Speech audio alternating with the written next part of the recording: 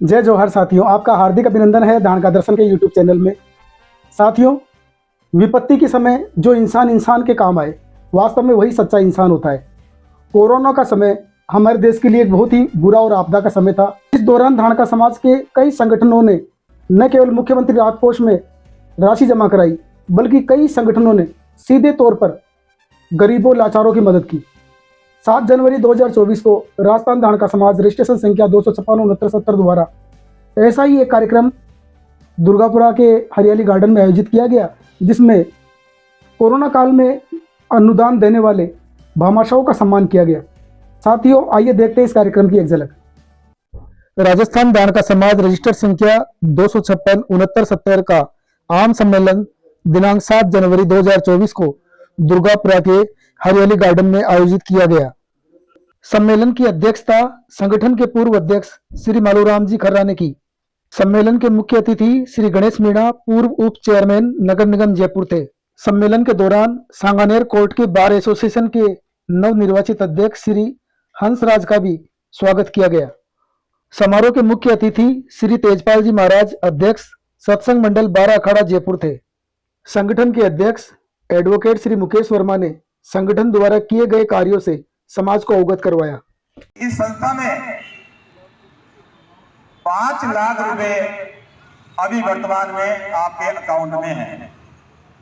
हर वर्ष आईटीआर भरी जाती है, इनकम टैक्स रिटर्न भरी जाती है, खाते की ऑडिट होती है सीए के माध्यम से।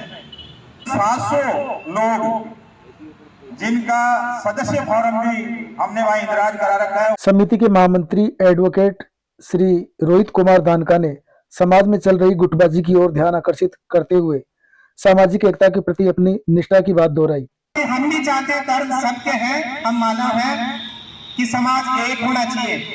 जो आज हम आप 100-200 आदमी जो हमें आज नजर आ रहे हैं ना, वो 100-200 नहीं है, हम हजारों की संख्या में हैं। लेकिन ये जो गुटबाजी है ना, ये हमारे समाज को तोड़ रही है, हमारे समाज की रीढ़ की हड्डी को कमजोर कर रही है। मुहाना देवा के पूर्व सचिव श्री कैलाश मोरवाल ने मंच से अपना उद्बोधन देते हुए समाज के साथ कई प्रकार के सुझाव साझा किए। महंगाई को देख के आशीर्वाद कार्यक्रम बंद होना चाहिए। सगाई में तो 11 आदमी में, लगन में 21 आदमी होने चाहिए। पीए की बैठक में गरुड़ पुराण सुना जाता है, इसलिए वो एक ही गीत से पूछ पकड़ बैठक नहीं करवाओ। संत महात्मा है, कोई सुना दे, कोई ज्ञान की बात सुना दे।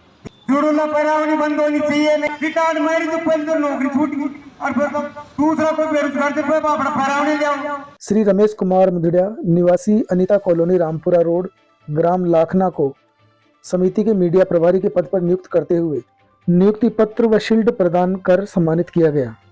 कार्यक्रम के दौरान उन भामाशाहों का भी सम्मान किया गया जिन्होंने कोरोना काल में समिति को अनुदान देकर सामाजिक कार्यक्रम में अपनी महत्वपूर्ण भागीदारी निभाई।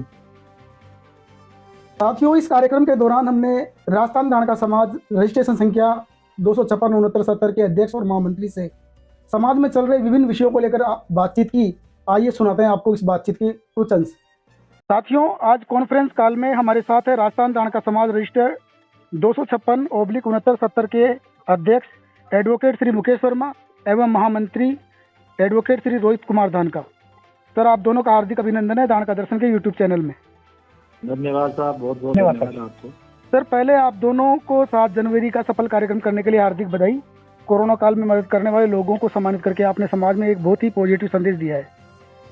साहब धन्यवाद। तो मैं समाज के उन व्यक्तियों को देना चाहूँगा जो व्यक्ति मेरे साथ में मिलके इस कार्यक्रम को सफल बनाया और इसमें भाग लिए, उनको बहुत तहे से धन्यवाद है मेरी तरफ से।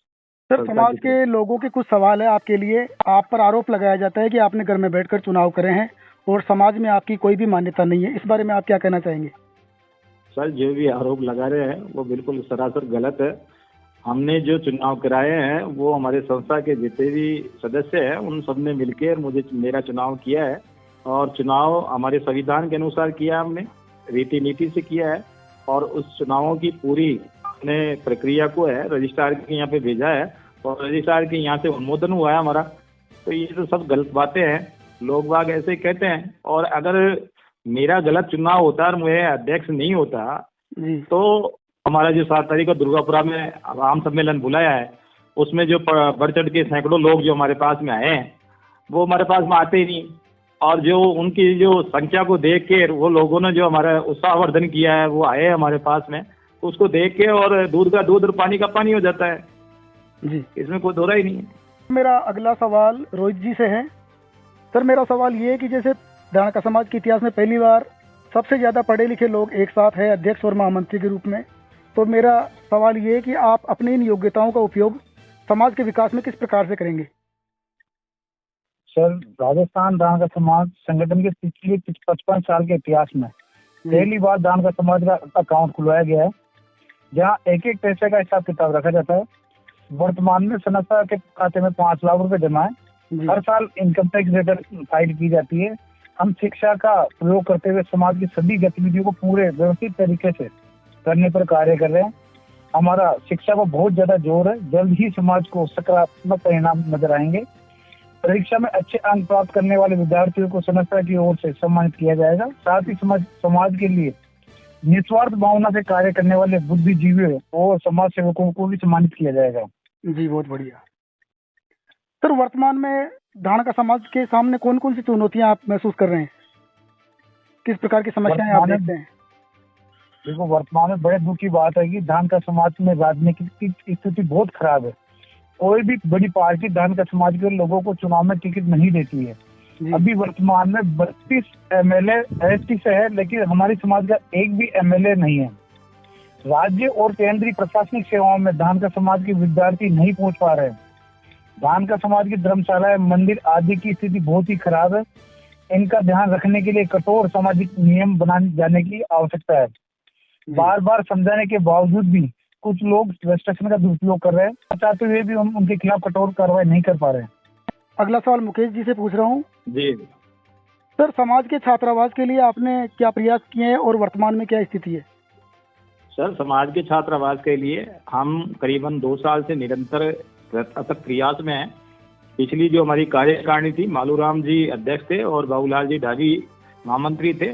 उनके द्वारा मुख्यमंत्री जी के यहाँ पे आवेदन किया गया था। मुख्यमंत्री जी को उस आवेदन के तहत प्रक्रिया करते हुए 1500 वर्ग मीटर राजस्थान धानका समाज जयपुर को उन्होंने अलॉट किए थे और उस अलॉटेड के अंदर हमने 80% पूरा कार्य कर लिया है। वर्तमान में जो सरकार चेंज हुई है, मंत्री चेंज हो गए हैं।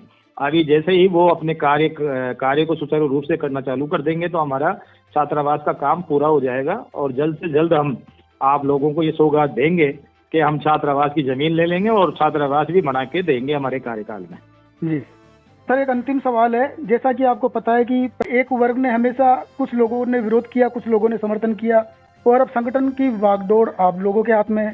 तो सर, ऐसा समाज में क्यों हो रहा है? मतलब ऐसी परिस्थितियाँ क्यों बनी हुई है? आप इसके बारे में क्या सोचते हैं? देखो, समाज में क्या है, कुछ लोग है ना गैंग बनाकर समाज द्वारा जो चुने जाते आदमी हैं उनको मतलब उनका गलत तरीके से चुनाव करवाते हैं। चुनाव में गड़बड़ करके गलत तरीके से चुनाव जीते हैं। जो लोग उनकी बात नहीं मानते हैं उन्हें बदनाम करते हैं, अपमानित करते हैं। परंतु ये मेरे लिए सौभाग्य की बात है कि वर्तमान में मैं महामंत्री के रूप में कार्यरत हूँ। अन्य सभी का कार्यकाल समाप्त हो चुका है। इस कारण समाज को विकास के पथ पर पुनः ले जाने की मेरी जिम्मेदारी और ज्यादा बढ़ गई है। सर, आप हमारे चैनल पर आए, आपने इंटरव्यू दिया, हमारे सवालों के जवाब दिए, इसके लिए आपका बहुत बहुत धन्यवाद। धन्यवाद सर। धन्यवाद साहब, बहुत बहुत धन्यवाद आपको। साथियों, ये कार्यक्रम आपको कैसा लगा? कृपया कमेंट्स के द्वारा अपनी राय से हमें अवश्य अवगत कराएं ताकि भविष्य में हम अपने कार्यक्रमों में सुधार कर सके। जय धानका समाज।